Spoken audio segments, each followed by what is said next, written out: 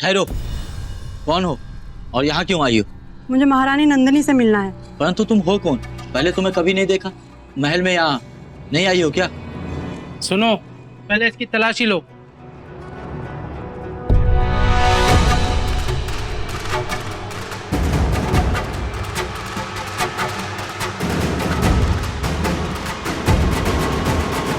ये क्या हो रहा है? तुम लोग इस दासी की तलाशी क्यों ले रहे हो? ये दासी महारानी नंदिनी से मिलना चाहती है, परंतु हमने इसे कभी यहाँ देखा नहीं। ले जाओ इसे।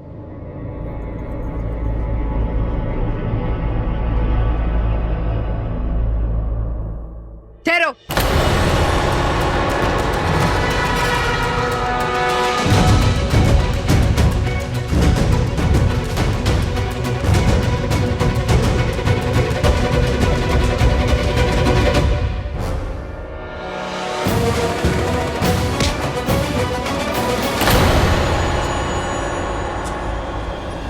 अब क्या ये इसे भी अपना शिकार बनाना चाहती है?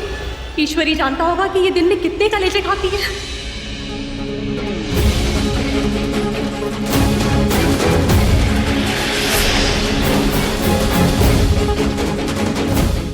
ये क्या है?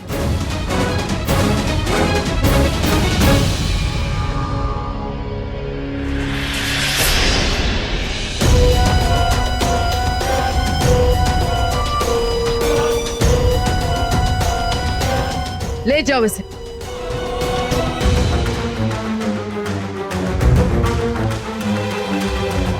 जाओ और जाकर नंदिनी को मेरे पास लेकर आओ।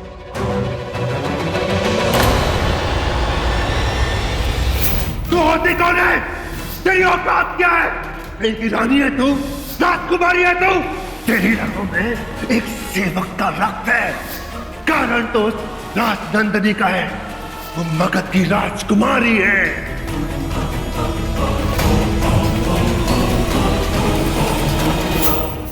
तुमने मुझे बुलाया?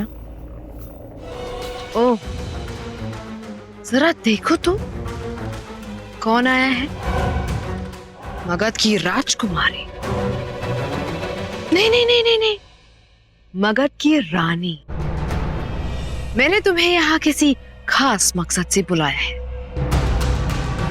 मैं अभी मगध की पट रानी बन चुकी हूँ, इसलिए मेरा हुक्म है कि अब तुम वही करोगी जैसा मैं कहूँ। क्षमा मांगती हूँ, परंतु मैं मगध की रानी हूँ और किसी भी प्रकार से आप किसी कार्य के लिए मुझे बाध्य नहीं कर सकती हैं। अगर तुम मेरी बात से मुकरी तो महापद्मानंद की मृत्यु का कारण बनोगी।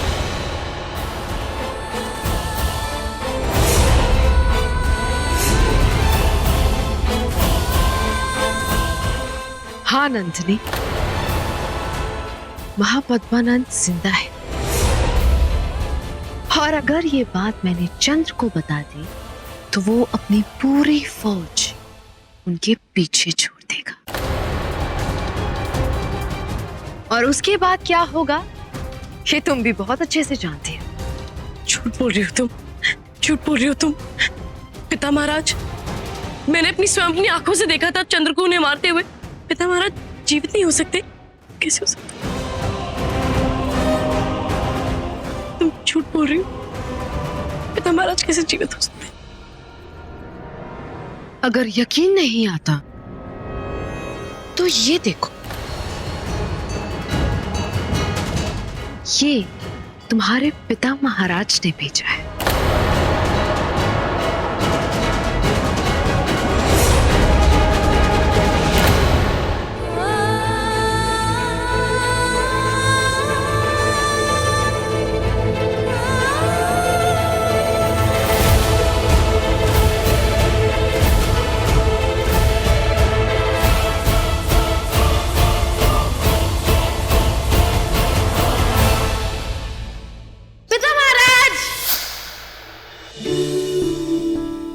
ये आप क्या कर रहे हैं?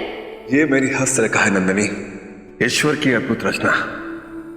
तुम जानती हो नंदिनी, संसार में उपस्थित सभी मनुष्य की हस्तरेखाएं एक दूसरे से भिन्न होती है। इसलिए मैं चाहता हूं कि तुम मेरी हस्तरेखाओं की आकृति को अच्छी तरह से अपने मन में बिठा लो। या बैठो। यदि भविष्य में मुझे तुमसे दूर होना पड़े या मुझे तुम्हें कोई गुप्त संदेश भेजना पड़े तो तुम इससे मेरी पहचान कर लेना। पिता महाराज जीवित है, पिता महाराज जीवित है, पिता महाराज जीवित है। हाँ, लेकिन ज्यादा वक्त तक नहीं, क्योंकि जब मैं चंद्र को ये बात बता दूंगी तो फिर नहीं नहीं नहीं नहीं, ऐसा मत करना, चंद्र को मत बता, ऐसा मत करना, मैं तुम्हारे पाँव पड़ती हूँ, ऐसा मत करना। बेचारी, तुम्हें क्या लगता है मैं तुम्हारी बात मान जाऊंगी? कभी नहीं। मेरी तमन्ना थी कि मैं तुम्हें गिड़गिड़ाते हुए देखूं।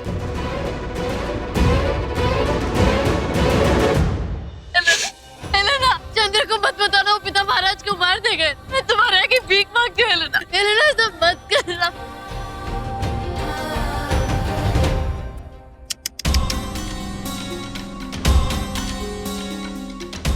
मैं चंद्र को कुछ नहीं बताऊंगी, लेकिन उसके लिए तुम्हें वो करना होगा जो मैं चाहती हूँ। ठीक है।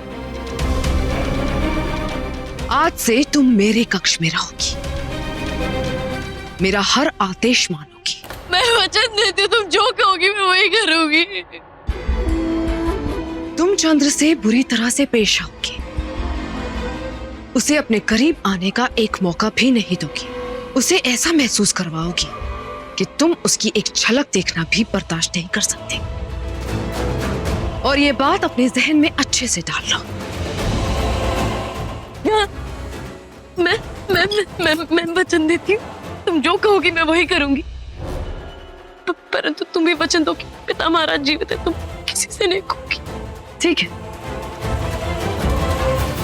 तुम्हारे पिता का राज तब तक महफूज रहेगा जब तक मैं खुश हूं, इसलिए मुझे कभी नाखुश मत करना।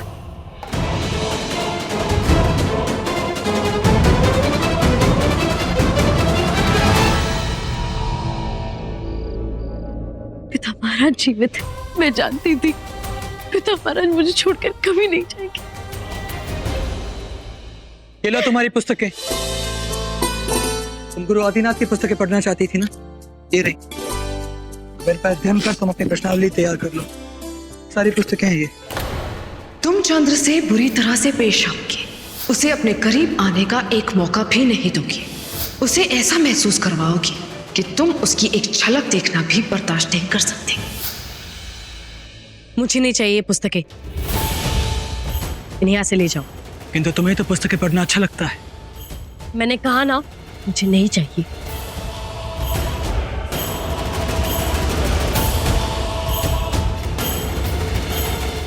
कहाँ जा रही हो? तुम्हें क्या लगता है तुम कुछ भी कर सकते हो? छोड़ो मुझे, निकट आने का प्रयास मत करना। मैं बाहर जा रही हूँ और उसके लिए मुझे तुम्हारी अनुमति की कोई आवश्यकता नहीं। ये तुम्हें अचानक हो क्या गया है? तुम इस भांति क्यों बर्ताव कर रही हो? क्योंकि दम घुटता है मेरा तुम्हारे साथ। हत्यारे हो तुम। न जाने कितने लोगों के साथ छल किया, उनकी हत्या किया महाराजा बनने के लिए। मेरे साथ भी विवाह इसीलिए किया था ना, ताकि अपनी माँ का प्रतिशोध ले सकूं, मुझे बंदी बना सकूं। तो लो, कर लो, उद्देश्य हो गया ना तुम्हारा पूरा।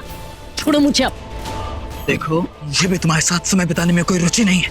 तुम्हें पुस्तकें चाहिए थी, उस कारण मैं तुम्हारे लिए पुस्तकें लेकर आया हूँ।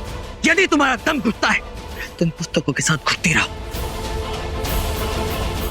जानते क्या हो तुम पुस्तकों के बारे में? हो तो चरवाहे के ही पुत्र ना। क्या जानते हो तुम पुस्तकों के विषय में? नंदिनी, चिल्लाओ मत। बताओ मुझे, इनमें से कौन सी पुस्तकें पढ़ी तुमने? ये पढ़ी है, ये पढ़ी है, या ये पढ़ी है? तुम केवल प्राण लेना जानते हो, केवल हत्यारे हो तुम। लोगों के साथ छल करना, परिवार तोड़ना, साम्राज्य हड़पना, लोगों को कष्ट देना, बस। तुम्हें तो देखते तुम्हारे माता पिता का अनुमान लगाया जा सकता है।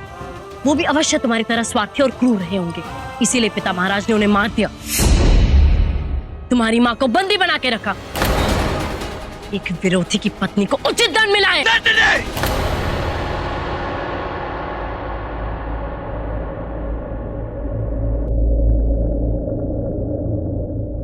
आज तुमने सीमा सीमा पार करती है और इसका दंड अवश्य मिलेगा तुम्हें। अच्छा, क्या करोगे तुम? बस अपनी भूल सुधारूंगा। भूल तुम्हें जीवित रखने की। मुझे तुम्हें भी तुम्हारे भाई और तुम्हारे पिता के साथ मार डालना चाहिए था। तुम ऐसा कुछ नहीं कर सकती चंद्र, क्योंकि तुम्हारे आचार्य जी इस बात की अनुमति कभी नहीं देंगे। तुम मेरा बाल भी बांका नहीं कर सकते।